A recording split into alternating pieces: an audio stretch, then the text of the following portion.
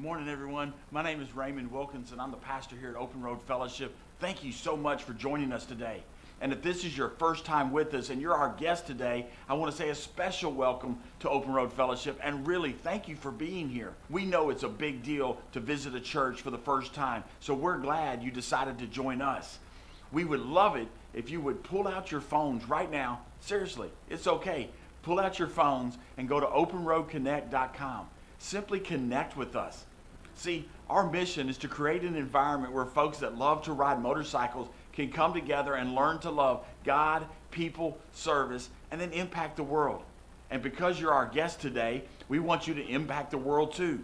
So when you connect with us, we will send $5 to one of 4 nonprofits that you choose. So real quick, go to openroadconnect.com. Now, if you're old school and you won't use your phone in church, you can connect using the blue Connect card in your bulletin and bring it to the Learn to Love service booth. We'll give you a gift and get you connected. If you have any questions or if we can help you in any way, don't hesitate to ask. Oh, and by the way, even if you don't like riding motorcycles, please know this: we do love you and we are glad that you are here with us today. Now, speaking of today, the service is going to last a little over an hour or so, and in just a moment, we're going to sing a few songs of worship. And the words are going to be up on the screens if you want to join in, or if you'd prefer to just stand there with your hands in your pocket, do the Baptist rock, that's okay too. After worship, you're in for a special treat. One of our trustees, Jim Owens, is going to come and speak to us today. Jim and his wife Liz mean a lot to me. Jim was the former Bandito president and got saved within just a month or so of me getting saved. God began to work in our lives way before we even knew it. Because of our new love for the Lord and our love for the motorcycle community, we felt the call toward ministry. I have felt the call to launch and pastor a church, but Jim is truly called as an evangelist. Look, he may be mean and ugly looking, but he has a heart for Jesus and a huge heart for those hurting and lost. Church, we are very lucky to have him as a trustee, but more than that, I am lucky to have him as a friend. So when he comes, give him your full attention. But now, let's stand and sing. Good morning, church. It's a great day to worship, ain't it? Hey, pastor's still out. If y'all get a chance, make sure you go up to Mr. Jim. Thank him for spending Sunday with us. Mr. Jim, we're glad to have you. Thank you, sir. If you're a guest, my name is Robbie. I'm the worship leader here, and our pastor's still out. So since he is, we're going to crank it up a little in here. All right? As David Crowder would say, we're going to play a church song. There's a lot of hand sanitizer in church. Anybody notice that? I don't know. At my church, they have these 2 hand sanitizer stations right by the front door greeters. That is not a good message. People come in on Sunday, how you doing? Nice to see you all. It's good to see you. Thanks for coming. You're going to love it here. We just love people. You can just be yourself. You can just be yourself. We don't care. We don't judge you. We just love. You sit back, and whatever questions you have, you let us know. We'll let you know whatever we can do for you, okay?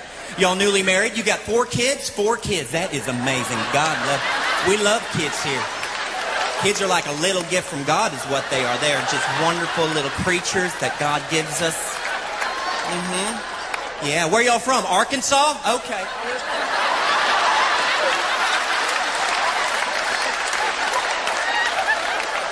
There's some mints in the basket. Grab a handful, you circus freaks. Go ahead.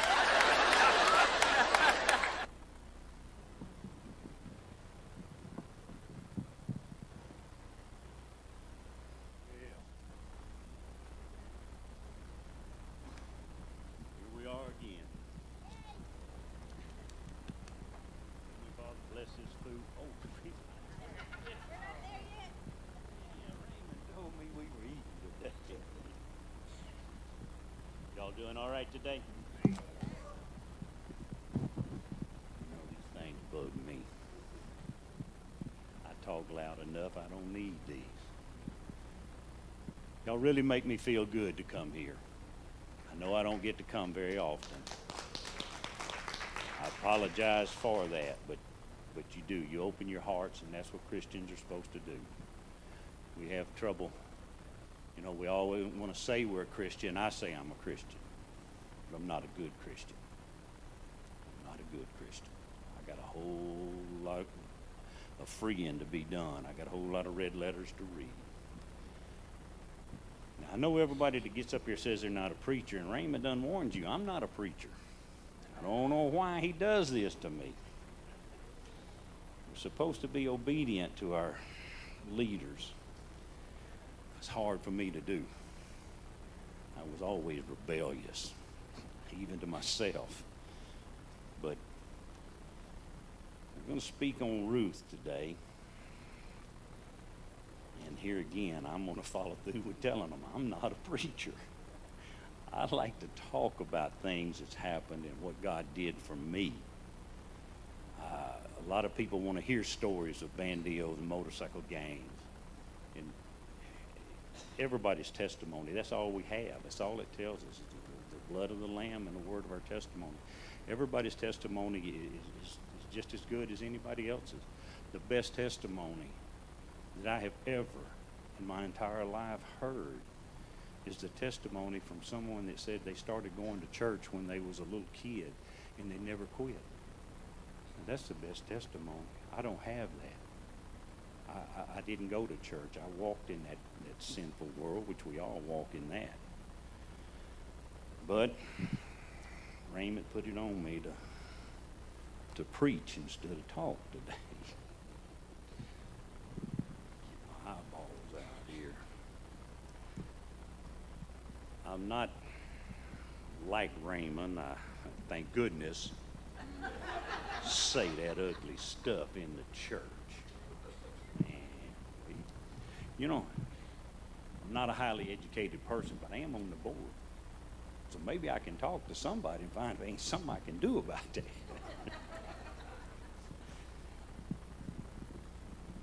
that. The deal on Ruth, the book is so short, I'm kind of just going to read a little bit and then we'll summarize some on it. Now it came about in the days when the judges governed that there was a famine in the land, and a certain man of Bethlehem in Judah went to sojourn in the land of Moab with his wife and his 2 sons. The name of the man was Amalek, and the name of his wife Naomi, and the name of his sons were Mahlon and Chilion.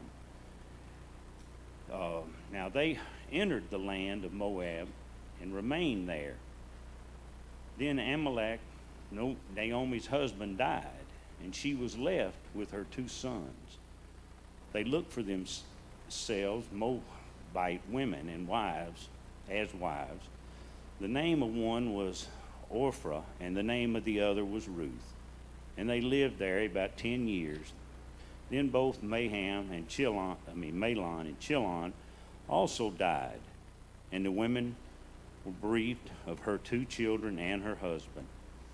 Then she arose with her daughter-in-law that she might return from the land of Moab, for she had heard in the land of Moab that the Lord had visited her people and given them food. So she departed from the place where she was, and her 2 daughter-in-laws with her. And they went on the way to return to the land of Judah. And Naomi said to her 2 daughters-in-law, "Go, return each of you to her mother's house. May the Lord deal kindly with you as you have dealt with the dead and with me. May the Lord grant that you may find rest in each house of her husband." Then she kissed them, and they lifted up her voice and wept. And they said to her, "No, but we will surely return with you to your people." But Naomi said, "Return, my daughters. Why should you go with me?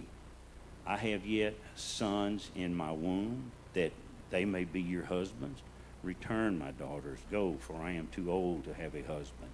If I said I have hope, if I should even have a husband tonight, and also bear sons, would you therefore wait until they were grown?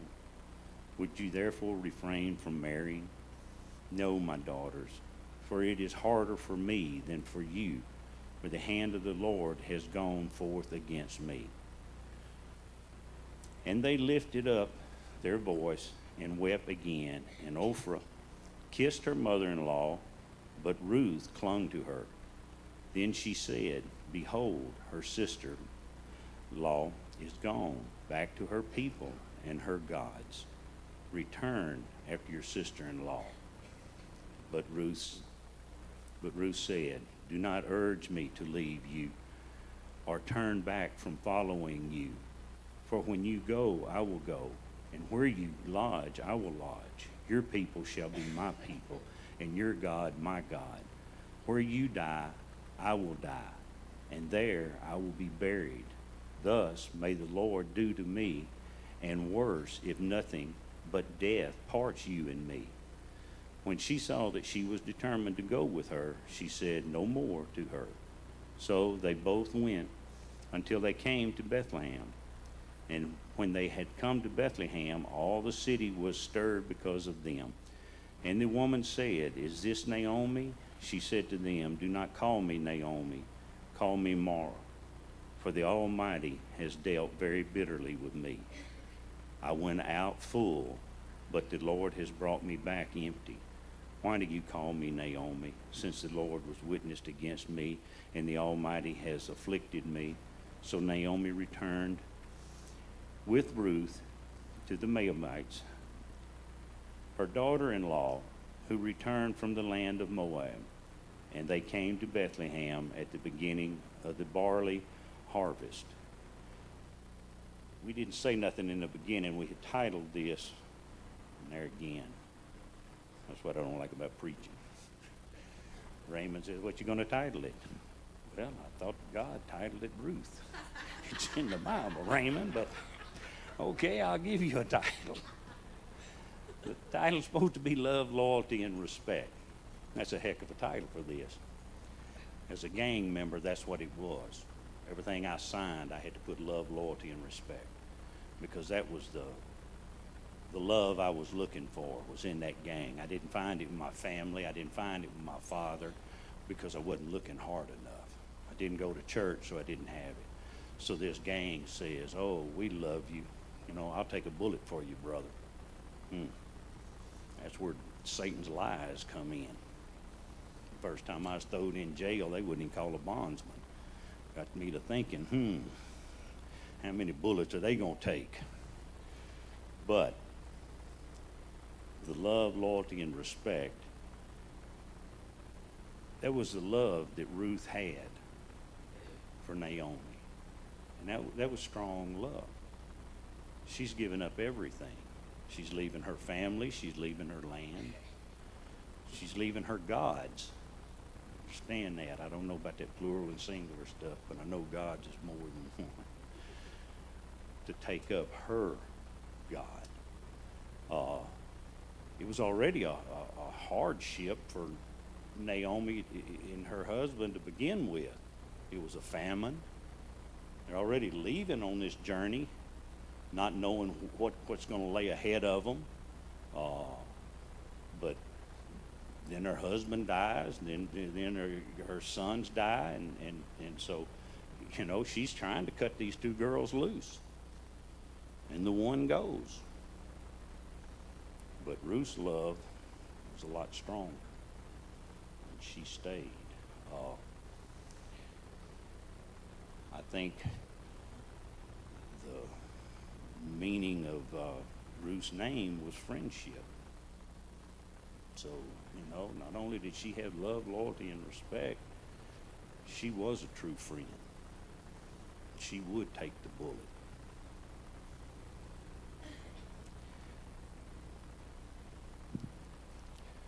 Read on a little bit more here. Now Naomi had a kinsman of her husband, a man of great wealth, of the family of Amalek, whose name was Boaz. And Ruth the Moabite said to Naomi, please let me go to the field and clean among the ears of grain after one whose sight I may find favor. And she said to her, go, my daughter. Now that shows you there the love that Naomi had. Because just saying, go, my daughter, words mean a lot. What do they tell us? Out of your mouth is a two double-edged sword. Word can bring on death or life. It was hard for me to understand that stuff. But Naomi's calling her a daughter. She loves her just as much as Ruth loved her. I've got to find my place again.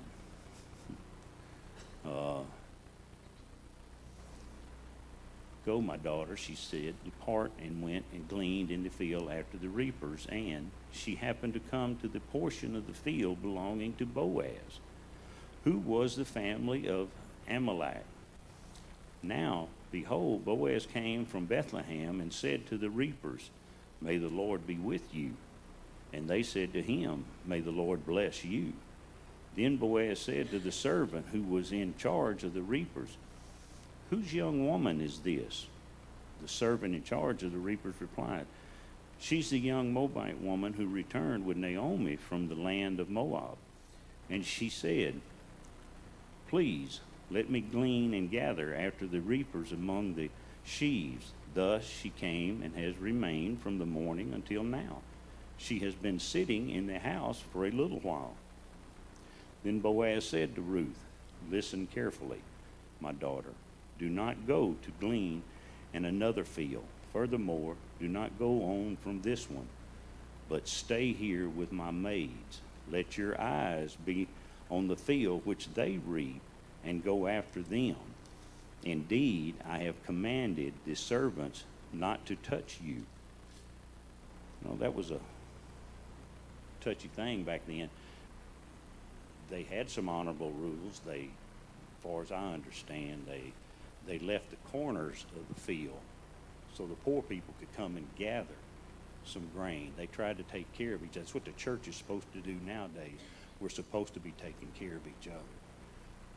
But that's why I say I'm not a good Christian.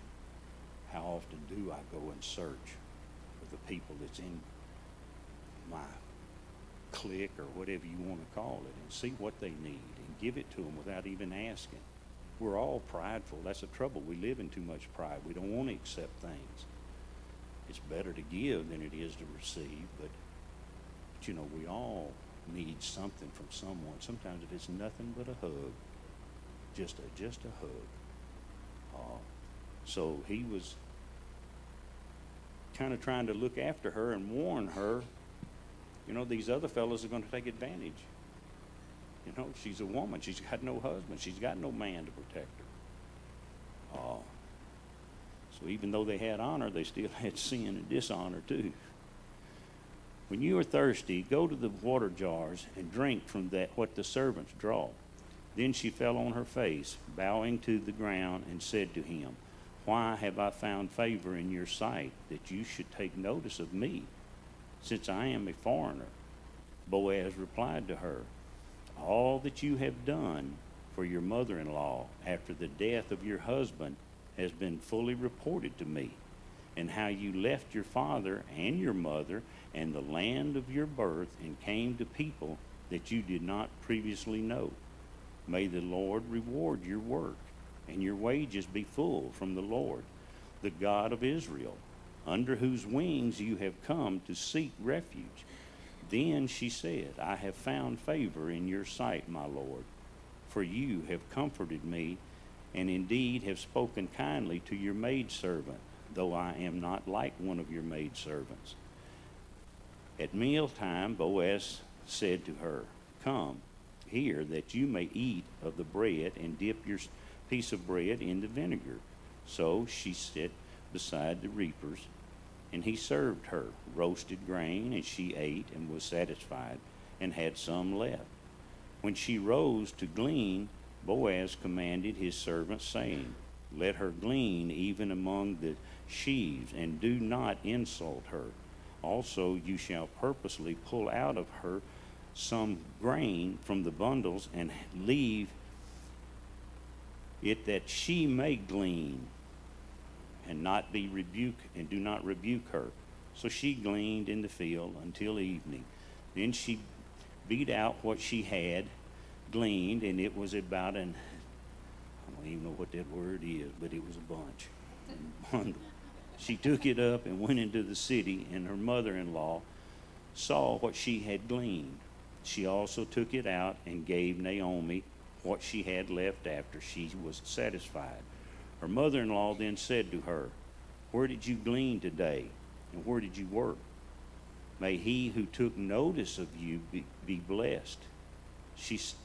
So she told her mother-in-law, with whom she had worked, and said, "The name of the man with whom I work today is Boaz." Naomi said to her daughter-in-law, "May he be blessed of the Lord, who has not withdrawn his kinsman to the living and to the dead." Again, Naomi said to her, "The man is our relative. He is one of our closest relatives." Then Ruth, the Moabite, said, "Furthermore, he said to me, 'You should stay close to my servants until they have finished all my harvest.'" Naomi said to Ruth, her daughter-in-law, "It is good, my daughter, that you go out with his maids, so that others do not fall upon you in another field." There again, we're coming back to the sinful ways of man. So she stayed close by the maids of Boaz in order to glean until the end of the barley harvest and the wheat harvest, and she lived with her mother-in-law. You know, I know I keep referring back to a motorcycle stuff, but that was all my life for such a long time. That's all I knew. But that's what we lived for, was supposedly everybody taking care of everybody. But we didn't. We took what we could. We cheated each other. But with God, you can do that. You can share with your brother and sister. You can be a true brotherhood.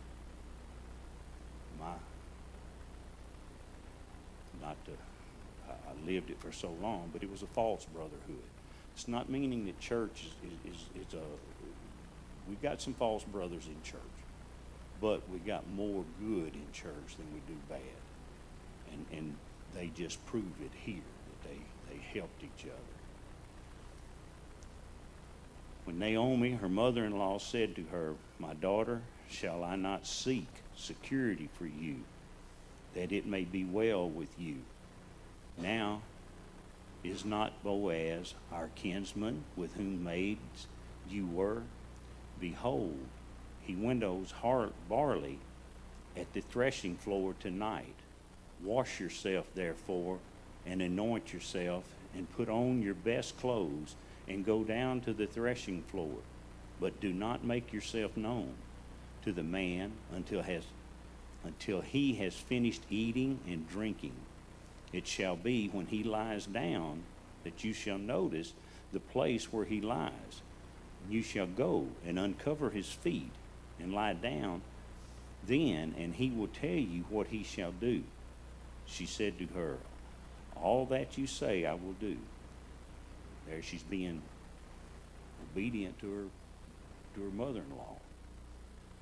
Sounded kind of tough there to me. We used to have women do things, but it was called a different deal. So she went down to the threshing floor and did according to all that her mother-in-law had commanded her. When Boaz had eaten and drunk, and his heart was merry, he went to lay down at the end of the heap of grain, and she came secretly and uncovered his feet and lay down. It happened in the middle of the night that the man was startled and bent forward, and behold, a woman was lying at his feet. He said, "Who are you?" And she answered, "I am Ruth, your maid. So spread your covering over your maid, for you are a close relative." Then he said, "May you be blessed of the Lord, my daughter. You have shown your last kindness to the better than the first by not going after young men, whether poor or rich. Now, my daughter, do not fear. I will do for you whatever you ask, for all my people in the city know that you are a woman of excellence. Now it is true, I am a close relative. However, there is a relative closer than I. Remain this night, and when morning comes, if he will redeem you, good, let him redeem you. But if he does not wish to redeem you, then I will redeem you. As the Lord lives, lie down until morning." So she lay at his feet until morning, and rose before one could recognize another, and said, "Let it not be known that the woman came to the threshing floor." Again he said, give me the cloak that is on you and hold it. So she held it, and he measured 6 measures of barley and laid it on her. Then she went into the city. When she came to her mother-in-law, she said, how did it go, my daughter? And she told her all the man had done for her. She said, these 6 measures of barley he gave to me, for he said, do not go to your mother-in-law empty-handed. Then she said, wait, my daughter, until you know how the matter turns out, for the man will not rest until he has settled it today. Now, Boaz was showing a whole lot of interest and respect there himself, because he was upholding his family deal that there was another before him. So he was going to give him the right deal. He didn't touch the woman. He didn't, he lived a righteous life.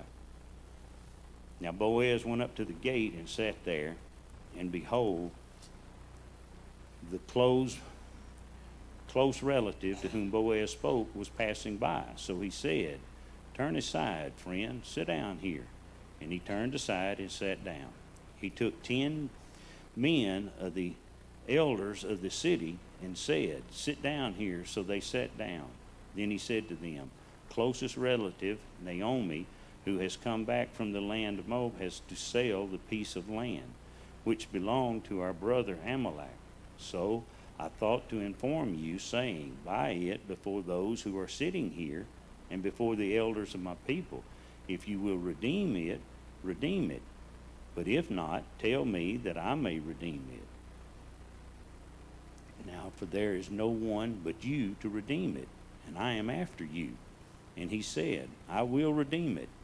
Then Boaz said, on the day you buy the field from the hand of Naomi, you must also acquire Ruth, the Moabite, the widow of the deceased, in order to raise up the name of the deceased on his inheritance. The closest relative said, I cannot redeem it myself, because I would jeopardize my own inheritance. Redeem it for yourself. You may have my right to redemption, for I cannot redeem it. Boaz was pretty smart, wasn't he? He had this all laid out. Naomi already knew it. That's why she told Ruth, have faith, trust in him. He's going to take care of it before the day is over. This was the custom of the former times in Israel concerning the redemption and the exchange of land. To confirm any matter, a man removed his sandals and gave it to another.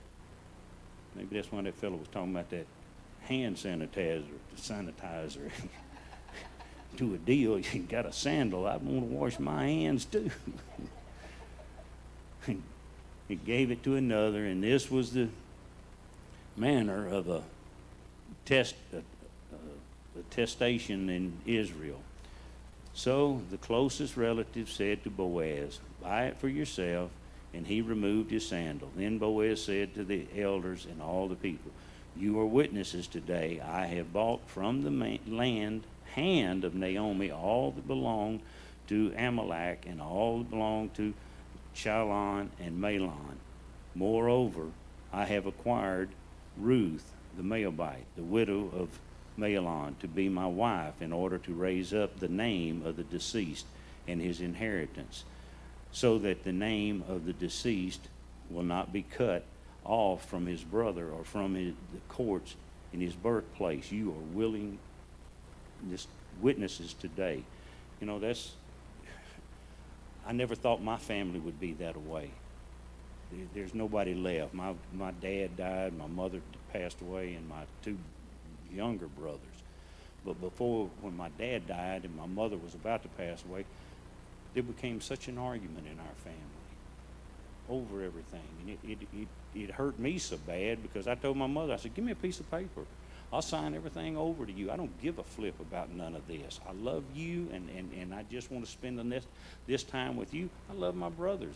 If it means that much to them to fight, and they can have it. It's not worth it. But how many of us don't? I'm not saying I'm any better than nobody else by no means. We didn't have nothing anyway, so what were we fighting over? I mean, Jesus, we were poor, been poor, I'm going to die poor. My whole goal in life is kind of like that fellow that invented the Caterpillar engine. God gave him a dream, and he invented that engine. Well, he lives on 10% and gives the kingdom 90%. That's my goal, to be able to live on 10% and give the kingdom 90. I live in a double-wide trailer. I ain't got to have no two-story brick house. I got air conditioning. I got central heat. I got a good dog. I got a good woman. I sit down in that. I do a lot of mechanic work around there. I put a rear end in a recliner almost every day. And I look at that woman, and then she brings me a glass of tea. She fixes me something to eat. I'm a king. I am a king. All the people who were in the court and the elders said, "We are witnesses. May the Lord make the woman who is coming into your home like Rachel and Leah. Both of them built the house of Israel, and may you achieve wealth in Ephrathah and become famous in Bethlehem. Moreover, may your house be like the house of Perez, whom Tamar bore to Judah, through the offsprings which the Lord will give you by this young woman." So Boaz took Ruth, and she became his wife. And he went into her, and the Lord embedded her to conceive, and she gave birth to a son. Then the woman said to Naomi, "Blessed is the Lord, who has not left you without a redeemer today, and may his name become famous in Israel. May he also be to you a restorer of life and a sustainer of your old age. For your daughter-in-law, who loves you and is better to you than 7 sons, has given birth to him." Then Naomi took the child and laid him in her lap and became his nurse. The neighbor woman gave him a name, saying, "A son has been born to Naomi." So they named him Obed. He is the father of Jesse and the father of David. Now, these are the generations of Perez. What that generation was the lineage of God. I mean, everybody got taken care of. Ruth married Boaz, got that child. She was respected so much because she had done more than any 7. Naomi only had 2 sons, but she had done more than any 7 sons could have done because she cared. She done it out of her heart. She didn't do it because she's going to shine on for the church. She done it on her own. Then the Lord blessed all of them because now Naomi has somebody to take care of her in her old age. I mean, so then, as it was saying over here, talking about the Lord, well, that was the lineage. And he was the father of Jesse. Jesse was the father of David. And then came Mary. And then came Jesus. Well, I hope, I know this is awful early, and Raymond's going to, you don't have to know. I'm going to tell him. But it just makes me feel like that's what I hunted so long was for that fellowship in that gang, that love. And I know I've told my testimony before, but when it came for steps for me. It was like the first thing was smoking was gone. Then the drugs and drinking were gone. By doing that, I got a clear head, and then the cheating was gone. Then I thought I was a great husband, but I was still a bandit. I was still going to Sturgis. My wife was still all alone. And luckily for me, my daughter started going to church. My wife saw that. We both saw it, but then she wanted part of it. She was fixing to leave me. And that would have been the biggest, took the wind out of my sail, because as any man, I control things, I run things. And to have that happen, then you ain't in control. You don't know nothing. But in that time, there was a void there. And I didn't know what to do. I mean, I thought I was a good husband. I thought I was a good dad. But there was a void. I was lonely. And didn't have a clue that I was missing God. And so when my old lady started asking me to go to church, I thought she was nagging. I liked it better when I was doing that mechanic work. Getting that glass of tea brought to me and all of that. But thank God, he's pulling on us all the time. And I know you know that. I'm just speaking for myself. I heard it and just didn't pay no attention to it. But all through life, he was pulling on us. I thought my dad and Hank Williams were best partners. I thought they were buddies. I thought Hank Williams wrote all, I'm talking about senior, not junior, wrote all them songs for my dad. Because my dad would come home and he'd have lipstick on his collar. He'd have motel keys in his pocket. My mama would get out of bed at 11 o'clock at night, go grill him, broil him a steak, fix him something to eat. And so I thought being a man was treating your old lady as bad as you could, and she'd stay with you. And then having the most girlfriends. You know? That was that generational curse. I didn't know nothing about any of that. But you know that what's good for the goose is not good for the gander. That was hard to swallow. You know? But I was cheating on my first wife with my second wife. when I was married to her, you know, this second gal said, I want to go out with the girls at the office. Well, I didn't like that. No, I control things. I knew what I did when I went out with the guys. So I didn't trust her. I don't care what women say. I don't care what men say. We're all alike. And so you get out there and you mix alcohol and things happen. Well, I was thinking, well, I'm married. I can't just tell her no, you know, so I let her go. Well, I got a wrecker call that night. Well, at 2 o'clock in the morning, I'm hooking this car up, and all of a sudden I see my girlfriend coming up from the riverfront. Well, she goes left towards interstate. She ain't going back to north towards Blanchard. Well, Lord, that jealousy hit in. I couldn't get that car hooked up fast enough and get it to the shop, get it unhooked, and get to her house, hide the wrecker behind her house, break in her house, and here I am pacing the floor, waiting. I'm a sinner. I have trouble hearing God. People want to get on to me about that. It makes me mad. If I tell you I can't hear from God, I'm not a liar.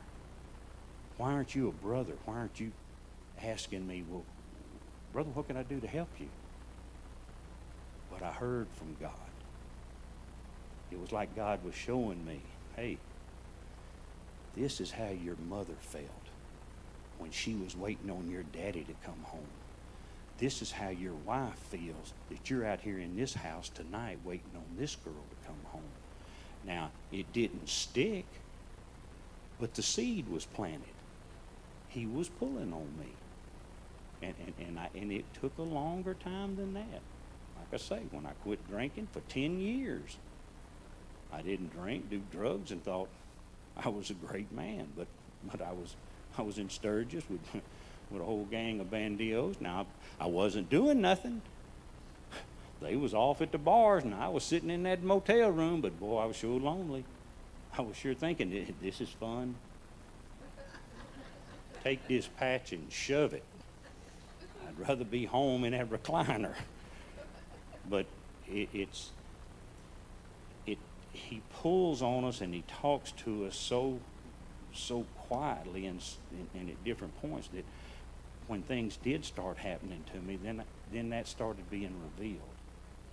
Then I was able to stand in front of other men and tell them, no, brother, I lived that sorry life too. Now, if it hurt, if we come in and find one of you women gone, well, we want to go kill the fella. We want to kill you, him, and everything. Well, if it hurts us that bad, you hurt too. So it helped me be able to explain. Like Raymond said, I told the lady today, I'd rather do evangelist stuff. I'd let her get out there in the mud. People want to talk about tough love, and it's hard. I argue. They call me an enabler. I hate that stinking word. I hate it. When they brought him that lady that had committed adultery, they had caught her. Well, now, if they caught her, that means they had to catch him too. Now, the law back then was both of them were supposed to be stoned. Don't say nothing about him being in any of the conversations at all. He's back at the campfire talking, got a good campfire story going. Oh, I was with another one last night, brothers. But when Jesus told them, whoever hadn't got the first sin, cast the first stone, well, people want to leave it at that because they all left. Well, what about Jesus? Jesus was without sin. Jesus was still under the law. Jesus was supposed to have stoned that woman by all the laws, by all the deals. But Jesus showed mercy. He told her to go. Now, how can you call somebody an enabler when he's loving somebody that's addicted to drugs? And drugs and alcohol are just, they're not the horriblest thing in the world. It hurts families and it hurts that person. But you can quit drugs a lot easier than what you think. You get yourself thrown in jail, and yes, you can get drugs in jail, but you can also get sex in jail. But you got to have money to do it, and it don't happen like it does out on the street. So you're without that drugs. You're not pulling your ears off, gouging your eyes out. You stay in jail for a year, 2 years, 4 years, and you ain't had that dope. But what do? You get out, and you run into your old buddy. Whew, boy, and you're right back at the same old thing again. That's the hardest thing for an addict to understand. Stay away from the old people. When I thought about church, I thought, boy, that is the bunch of fuddy-duddiest people I could ever be around. Man, I ain't gonna have no fun no more. My life is just ruined. Boy, did I find out nothing's perfect in this world. But I've enjoyed church more than any bandio party I ever went to. But that addiction, you can get away from it easier. It's this other stuff, the gossiping. That's why I say I'm not a good Christian. We gossip. And if you don't think you do, I don't want to be harsh, but you're lying. Years ago, Ray Reynolds, a good friend of mine, he said, whoever is not around is who gets talked about. And I thought, So he said, think about it. If you ain't around, then you're the one getting talked about. I get so upset with preachers. They don't give the whole word. They don't mean no harm. But I go over here to BDC and these preachers that come in and they'll tell these prisoners, here's the sinner's prayer, and this is it. Sinner's prayer is great, but that's not the end. That is the beginning.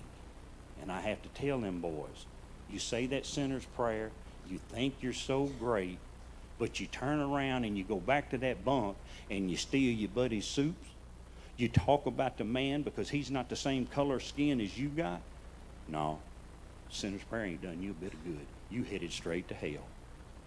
Eternity is for a long time. You don't just, it's not like a pile of leaves you just burn up and it's gone. No, you burn and you burn and you burn. It's never, but they don't want to tell them that. And that's the deal with the drugs. You got to love these people. You can't just give up on them. You can't just try to shove this Bible down their throat. The Bible's the best thing there is. But you got to have some compassion. You got to have some love. Tell you what tough love is. Tough love is when you go pick your grandson up and he's got a needle stuck in his arm and you don't even know you're there. You get him in the car. You get him home. You have to get him inside. You have to undress him. You have to dry him off and put him in bed. And the next morning he wakes up and don't even know you've done anything. Now, take your enabling and shove it. That's tough love. You can't walk away. Jesus didn't walk away from that woman. And then they say, but he told her to go sin no more. And everybody says, yeah, that's great, that's great. Do you think she left and did not sin anymore? We live in sin. We live in the world, you know. But we have to have that forgiveness. That's where that love, loyalty, and respect came in with Ruth. She showed every bit of it. And that's the biggest thing I have to find is just being able to forgive. Well, if you want to come up, Robbie, and we'll wrap this thing up a little early, and Raymond will have to deal with me on it.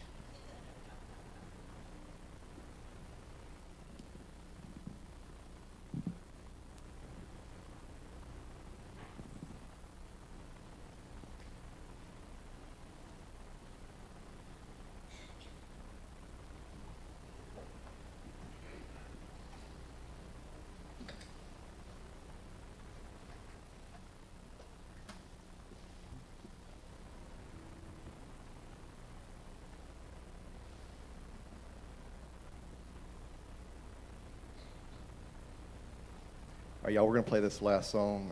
The altar's open if you need to come pray. And Mr. Jim's here if you want to pray with him. Just do your business with God while we play this song.